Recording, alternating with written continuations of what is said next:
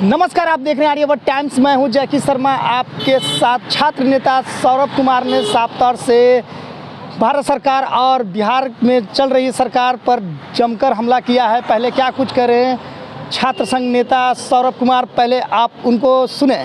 पर नहीं होता, इस बार भी हुआ, किसको दोषी मानते हैं? ये पूरी तरह से केंद्र सरकार, राज्य सरकार का हम फेल्योर मानते हैं। कोई एजेंसी बिना बड़े बड़े सरगनाओं के हाथ में सीटिंग गेटिंग के तहत अगर नहीं जाती है, किसी भी हाल में पेपर लीक नहीं होगा।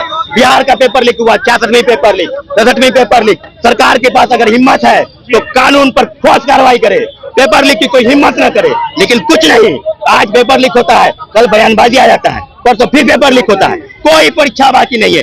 देश के इतिहास को इसने शर्मसार कर दिया है। और एनडीए एजेंसी जो कह रही है कि ग्रेस मार्क्स देने का क्या औचित्य है, कहीं नोटिफिकेशन में जिक्र नहीं है। माननीय सुप्रीम कोर्ट ने स्पष्ट कहा है कि सुप्रीम कोर्ट ने कहा है कि ग्रेस मार्क्स देने का कोई प्रावधान नहीं है।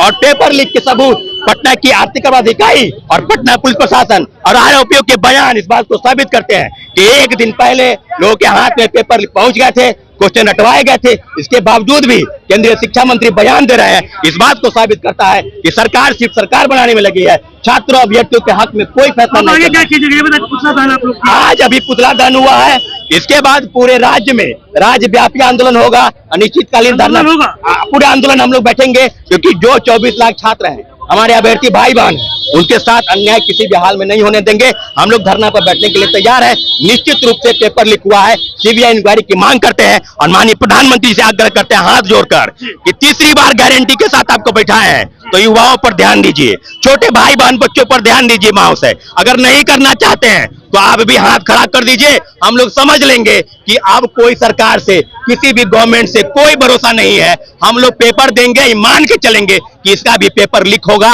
और हम लोग चिल्लाते रहेंगे, पेपर रद्द नहीं होगा। निश्चित रूप से सारी एजेंसी शिक्षा माफियाओं के हाथ में चली गई है।